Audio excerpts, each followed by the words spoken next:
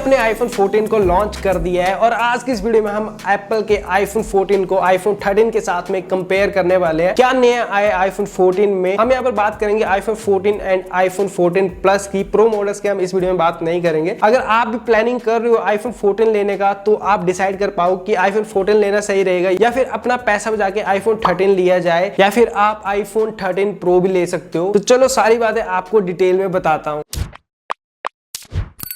सबसे पहले बात करते हैं दोनों फोन के लुक्स एंड डिजाइन की। तो यहाँ पर लुक एंड डिजाइन में देखा जाए तो iPhone 13 और iPhone 14 दोनों के डिजाइन में बिल्कुल भी फर्क नहीं है। दोनों बिल्कुल सेम दे के रखे हैं। एप्पल ने बिल्कुल सेम चैसी यूज किया है, सेम ग्लास पैनल फ्रंट और बैक में यूज किया है और देखने में बिल्कुल सेम दिखाई देते हैं, बस कलर्स में फर्क दे के रखा है। इसके अलावा iPhone 13 और 14 के लुक्स एंड डिजाइन में आपको कोई फर्क देखने को नहीं मिलेगा। और जो प्लस वाला मॉडल है उसमें आपको ये फायदा रहेगी, बड़ी स्क्रीन है, उसको लोग इजीली आइडेंटिफाई कर पाएंगे कि ये iPhone 14 प्लस है। तो सीधी सी बात है, एप्पल ने इस बार काट दिया है।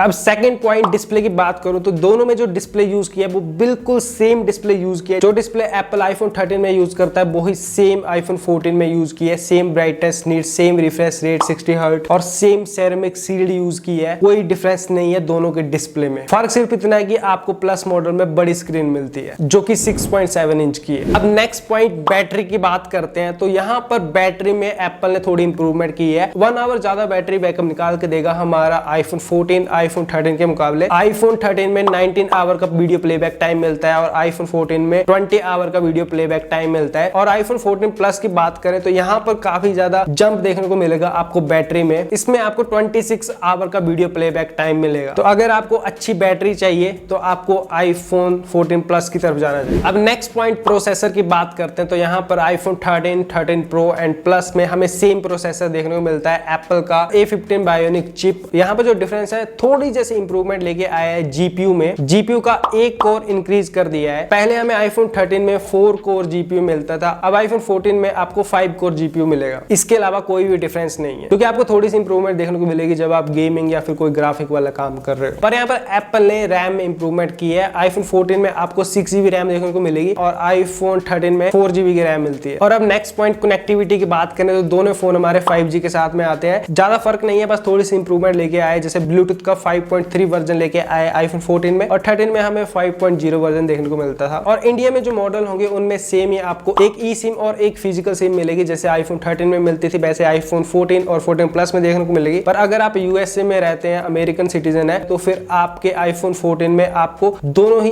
ई सिम देखने को मिलेगी। वहां पर फिजिकल सिम को हटा दिए गए पूरी तरह से। अब नेक्स्ट पॉइंट कैमरा की बात करते हैं। तो तीनों ही फोन में हमें 12 मेगापिक्सल के कैमरा देखने को मिलते हैं। बस थोड़ी सी इंप्रूवमेंट की है कुछ जगह पर एप्पल ने। iPhone 14 का जो मेन कैमरा है उसमें आपको 1.5 का अपर्चर देखने को मिलेगा। पुराने वाले में 1.6 अपर्चर था, मतलब थोड़ी सी लो लाइट में आपको ज्यादा अच्छी परफॉर्मेंस देखने को मिलेगी और बैकग्राउंड ब्लर भी थोड़ा ज्यादा होगा। और अल्ट्रा वाइड बिल्कुल सेम है 2.4 अपर्चर के साथ में। और फ्रंट कैमरे की बात करें तो यहाँ पर पहले से ज्यादा इंप्रूवमेंट लेके आया है, क्योंकि पहले वाले iPhone 13 में हमें 2.4 का अपर्चर देखने को मिलता था और इस वाले में हमें 1.9 का अपर्चर देखने को मिलेगा। मतलब ज्यादा बैकग्राउंड ब्लर और ज्यादा लाइट कैप्चर कर पाएगा सेंसर इसका और ज्यादा अच्छी फोटो हमें देखने को मिलेगी। इसके अलावा iPhone 14 के कैमरा में एक नया फोटोनिक इंजन ऐड किया है जिससे फोटोज की आउटपुट ज्यादा अच्छी निकल के आएगी। और बाकी के फीचर्स आपको सेम ही देखने को मिलेंगे जो कि iPhone 13 में थे, जैसे डीप फ्यूजन हो गया। और यहाँ पर जो नई चीजें आपको iPhone 14 के कैमरा में देखने को मिलेगी, एक है एक्शन मोड। जब आप वीडियो रिकॉर्ड करोगे तो आप सुपर स्टेबल वीडियो बना सकते हो। फिर चाहे आप वॉक कर रहे हो, रन कर रहे हो या फिर चलती गाड़ी से वीडियो बना रहे हो, बिल्कुल स्मूथ एंड स्टेबल वीडियो आपको देखने को मिलेगी। इसके साथ इंप्रूवमेंट की है सिनेमैटिक मोड में, अब आप 4K में भी वीडियो बना सकते हो 24 से 30 फ्रेम के बीच में। और इसके अलावा बाकी के फीचर्स आपको सारे सेम ही देखने को मिलेंगे कैमरा। नेक्स्ट पॉइंट की बात करें एक्सेसरीज और सेंसर्स की। तो एक्सेसरीज में जो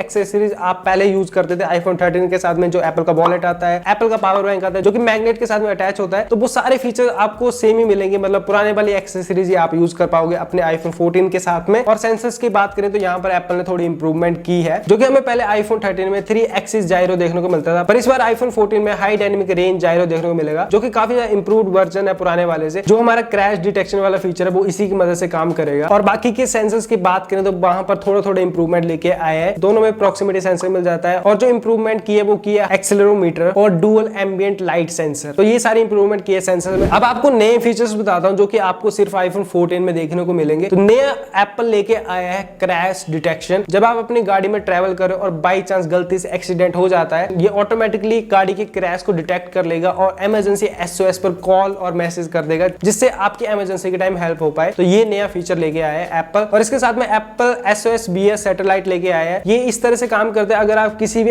इमरजेंसी सिचुएशन में पड़ जाते हैं, जैसे आप कहीं माउंटेन्स पर घूमने गए हो, ट्रैकिंग के लिए गए हो, वहां पर कुछ गलत हो जाता है और आपके फोन का सेलुलर डेटा नेटवर्क नहीं पकड़ पा रहा है, तब आपके पास इमरजेंसी में एक ऑप्शन होगी, आप सैटेलाइट के थ्रू हेल्प मांग सकते हो। इसको यूज करने के लिए आपको अपने फोन में इसे ओपन करना होगा और उसके बाद ये खुद ही बता देगा कि आपको फोन को किस डायरेक्शन में लेके जाना है। फिर आपका फोन सैटेलाइट की रेंज को पकड़ेगा, फिर आप डायरेक्ट SOS के थ्रू हेल्प मांग सकते हो। तो फिर एप्पल सिर्फ यही कुछ चीजें नहीं लेके आया है, जो कि आपको मैं एक बार फिर से बता देता हूं। एक तो हमारे 6.7 इंच वाली बड़ी स्क्रीन जो कि हमें प्लस मॉडल में देखने को मिलेगी, और ये क्रैश डिटेक्शन हो गया, सैटेलाइट कम्युनिकेशन हो गया, और कैमरा में थोड़ी बहुत इंप्रूवमेंट की है, जैसे फोटोनिक इंजन हो गया, और अपर्चर में थोड़ा कम कर दिया है, फ्रंट कैमरा इंप्रूव किया है, और बैटरी थोड़ी सी इंप्रूव की है। तो यही सब कुछ एप्पल नया लेके आया है। इसके अलावा बिल्ड क्वालिटी की बात करें तो सेम फ्रेम यूज की गई है जो कि हमारे आईफोन 13 में थी, एल्यूमिनियम वाली, और वाटर एंड डस्ट रेजिस्टेंस की बात करें तो वो भी सेम ही देके रखा है। तो कुल मिलाकर देखा जाए तो कोई ज्यादा इंप्रूवमेंट एप्पल इसमें लेके नहीं है। अगर फायदा है तो आईफोन 14 प्लस लेने का है। आईफोन 14 लेके आपको उतना बेनिफिट नहीं मिलेगा, इससे अच्छा है कि आप आईफोन 13 ले। सेल में इसका प्राइस काफी कम होने वाला है, 50,000 से 55,000 के बीच में आपको आईफोन 13 देखने को मिलेगा। तो वो अच्छा रहेगा, आप अपना काफी पैसा बचा के एक अच्छा वैल्यू फॉर मनी फोन ले सकते हो, जो कि रहेगा आईफोन 13। तो मेरे हिसाब से आईफोन 14 लेके उतना बेनिफिट नहीं रहेगा। उससे अच्छा है कि आप आईफोन 13 प्रो या मैक्स की तरफ जा सकते हो, और अगर आप आईफोन 14 सीरीज की तरफ जाना चाहते हो तो 14 प्रो एंड प्रो मैक्स की तरफ जाना सही रहेगा, पर वो इस बार ज्यादा महंगे आए हैं। और मैं भी अपने इस आईफोन 13 प्रो को बेच रहा हूं जो कि 256 GB का है। अगर किसी ने लेना होगा तो कॉन्टैक्ट कर लेना। और मेरे ब्लॉग चैनल का लिंक आपको नीचे डिस्क्रिप्शन में मिल जाएगा, इंस्टाग्राम का लिंक भी आपको नीचे डिस्क्रिप्शन में मिल जाएगा, वहां पर आप फॉलो कर लेना। तो मिलते हैं आपके साथ किसी और वीडियो में। Love you all guys, take care, bye bye.